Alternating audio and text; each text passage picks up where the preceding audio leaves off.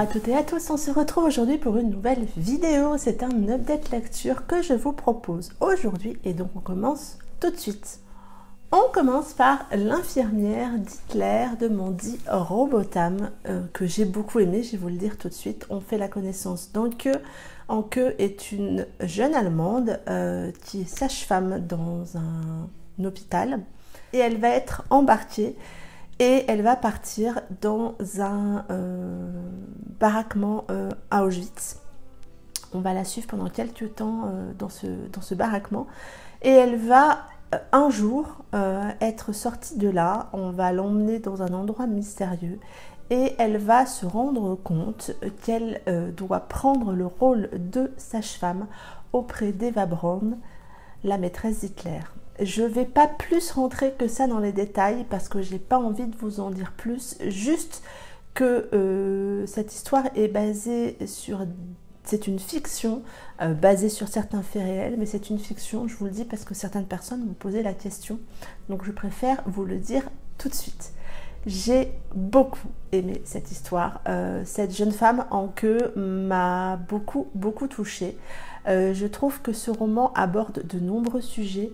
On suit particulièrement son travail de sage-femme, les difficultés qu'elle va rencontrer tout au long de son boulot, que ça soit à l'hôpital, au baraquement ou même dans la maison de Eva Braun.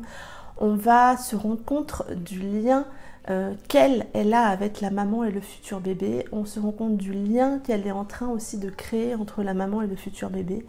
Et c'est juste beau dans cet univers de douleur, de noirceur, d'horreur. Je trouve que ces moments restent beaux. C'est extrêmement compliqué par moments à lire, mais j'ai été particulièrement touchée par cette jeune femme. Et puis, on va également suivre l'espoir qu'elle va avoir. Anke va faire la connaissance d'un soldat allemand, Dieter, et on va les suivre tous les deux dans cet environnement compliqué. Anke, elle a des convictions assez ancrées, assez profondes.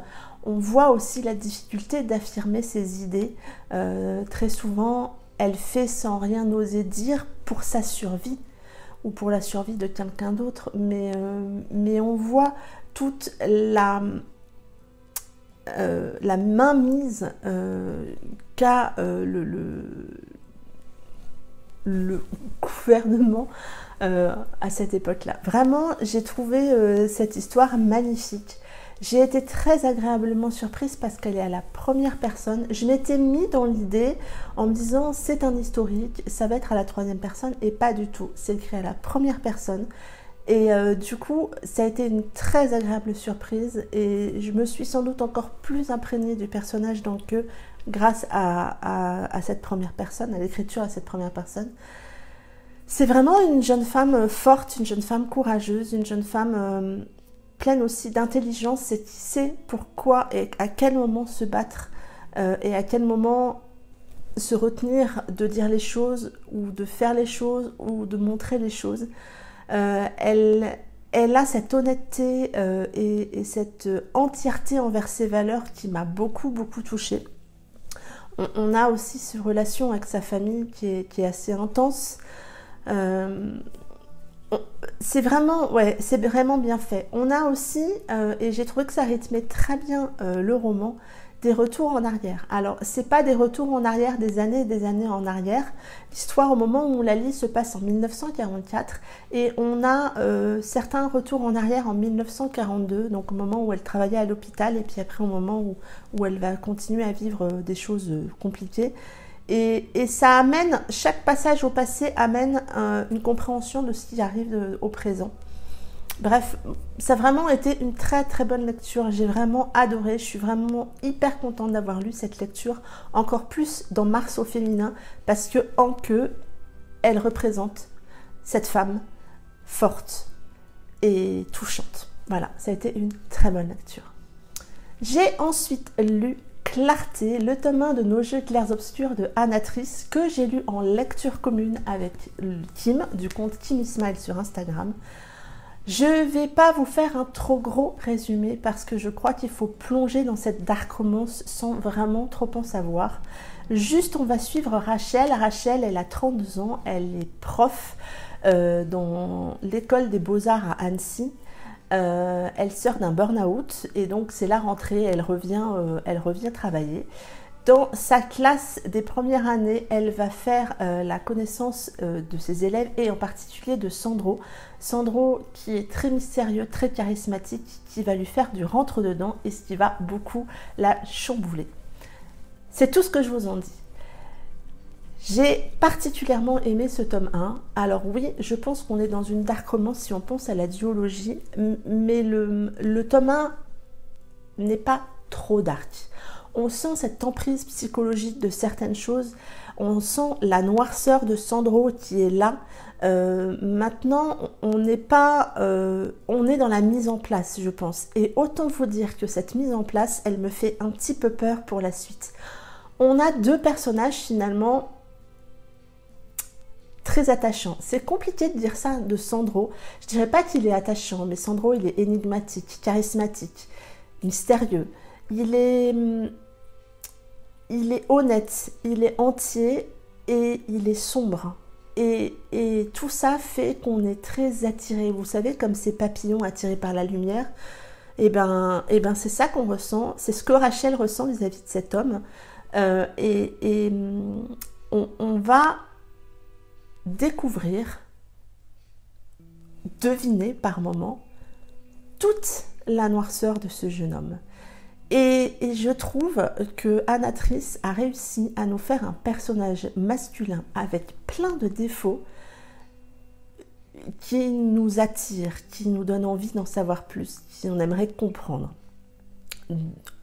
En plus, on a un prologue, je vous dirai pas ce qui se passe dans le prologue, mais on a un prologue très intriguant qui fait que on se fait un certain schéma dans la tête par rapport à Sandro. Et moi, c'est un personnage qui m'a vraiment convaincue de par sa noirceur. Je trouve que ça en fait un personnage très intriguant. Et j'ai vraiment hâte de voir ce que ça va donner par la suite. D'un autre côté, on a Rachel. Rachel, c'est une jeune femme de 32 ans qui est assez fragilisée par rapport à son burn-out. Elle a perdu énormément confiance en elle. Elle a assez souvent des crises d'angoisse et vous pensez bien que se retrouver en face d'une classe de jeunes adultes d'une vingtaine d'années, c'est compliqué. Je dirais pas qu'elle psychote beaucoup, mais elle psychanalyse beaucoup de choses, elle réfléchit à beaucoup de choses et ça lui amène parfois dans des situations un peu compliquées. Et elle va se retrouver face à ce jeune homme, Sandro, qui l'interpelle, qui la trouble. Il y a cette notion d'interdit, on est quand même avec une prof et son élève, il y a une différence d'âge, ils ont 12 ans d'écart, il y a cette différence de statut, puisqu'elle est quand même mariée à un homme qui a réussi dans la vie, qui est, soit dit en passant, extrêmement pédant et qui ne l'aide certainement pas, elle, à se sentir mieux et à sortir de ce burn-out et de cette situation compliquée. Ce qui en fait une jeune femme attachante. Moi, elle m'a particulièrement touchée parce que je me suis retrouvée en elle sur certains points et je l'ai trouvée extrêmement attachante. Elle va lutter, elle va... Oui, elle a quand même certaines valeurs ancrées en elle, mais malgré tout, c'est parfois dur de lutter entre la raison et le cœur et elle est en permanence en train de faire ça, Rachel, et oui, je la trouve attachante. J'ai très peur pour elle, pour la suite. On verra bien ce que ça donne. Mais j'ai beaucoup aimé cette histoire. On a aussi la notion de la famille qui est présente, surtout celle de Sandro. Et ça crée tout ça, un environnement et une combinaison compliquée, mais dans le bon sens du terme, qui nous donne envie de continuer. Autant vous dire que je pense qu'avec Kim, on va se faire le tome 2 dès que possible, parce qu'on a beaucoup aimé notre lecture. J'ai peur un petit peu du tome 2, je vous le cache pas, mais j'ai hâte aussi de le lire. J'ai ensuite lu One Kiss de Lynn Cete, qui est une comédie romantique, on va appeler ce roman, on va catégoriser ce roman comme ça. On va suivre Cléo qui s'est fait larguer il y a quelques mois, qui a dû retrouver un appart, des petits boulots, qui a du mal à se sortir de cette relation. Et lors d'une soirée où elle est avec sa meilleure amie Pauline, celle-ci va un peu la challenger et elle lui dit « mais va embrasser Sévan, ça va te sortir ton ex de ta tête ». Sauf que Sévan est le frère de son ex. Ce baiser qu'ils vont échanger va tout changer, puisque Cléo pensait que ça allait l'aider à se sortir tout le monde de la tête. Elle trouve Sévan tellement arrogant et tellement imbu de lui-même que voilà, c'était le bon candidat, entre guillemets, pour essayer de se sortir son ex de sa tête. Et bien évidemment, c'est tout le contraire qui va se passer. Ce baiser, je vous spoile rien, c'est le premier chapitre. Ce baiser est extrêmement fusionnel, passionnel, leur crée à tous les deux, surtout à elle, puisqu'on a son point de vue, lui crée un sentiment d'envie. Et donc on va la suivre. Sévan va l'aider à se sortir un peu de toutes ces galères qu'elle va avoir, en particulier en lui proposant un petit studio, parce que vraiment Cléo elle galère de tous les côtés et elle va accepter cette main tendue, et je vais m'arrêter là pour le résumer. C'est une romance classique mais qui fait super bien le job. J'ai passé un super bon moment avec cette histoire. Oui, il n'y a rien entre guillemets d'exceptionnel dans le schéma de l'histoire, mais la plume de l'auteur fait tout. C'est hyper addictif, je l'ai lu en moins de 2 jours, c'est fluide, c'est drôle. J'ai éclaté de rire plusieurs fois en lisant mon roman et mon mari me disait mais... Voilà, c'était vraiment une excellente lecture, surtout après le tome 1 de Nos Jeux clairs obscurs, c'était parfait. Ce roman, c'est un peu un roman doudou, vous voyez, un roman qui, quand vous aimez la romance, par moment, vous avez envie de ce genre de lecture, certes classique, mais qui vous fait du bien, et c'est exactement cette histoire. Et je peux pas vous dire pourquoi, parce que des romans classiques, dernièrement, j'en ai vu certains, j'en ai lu certains, j'en ai abandonné d'autres, mais celui-là, non, il m'a plu, il était très addictif. Je pense que la plume y est vraiment pour beaucoup. C'est fluide, c'est bien amené, c'est drôle, juste comme il faut. C'est bourré de joutes verbales, mais écrit correctement. Vraiment, ça a été très bon moment. Très étonnamment, dans ce roman, Sévan, le personnage masculin, est plutôt décrit comme un gros connard. Et perso, c'est pas trop ce que j'ai ressenti. Alors je pense que c'est l'idée que Cléo s'en fait, mais il est absolument pas connard dans l'âme. On va le découvrir au fur et à mesure, et il fait plein de choses qui moi m'ont plu, vraiment. On l'a lu en lecture commune avec Kim encore, et Kim me disait finalement il est hyper craquant. Enfin, voilà, c'était, je trouve que c'est un personnage, il fait le job, franchement il m'a beaucoup plu.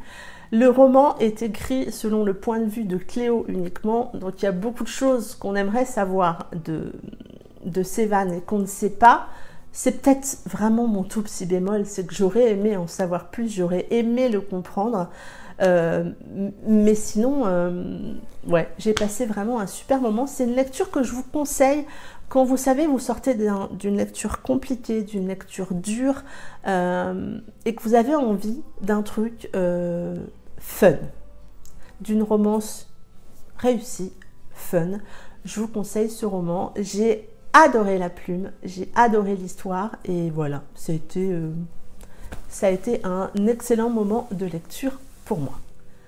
Ça en est tout pour cette update lecture. J'espère que mes avis vous auront donné envie de découvrir ces histoires, ou peut-être les avez-vous déjà lues. Dans ces cas-là, dites-moi en commentaire ce que vous en avez pensé, et si vous partagez mon avis, je me ferai un plaisir de vous répondre. Et en attendant, passez de bons moments de lecture, prenez soin de vous, et je vous dis à très bientôt pour une prochaine vidéo. Bye bye!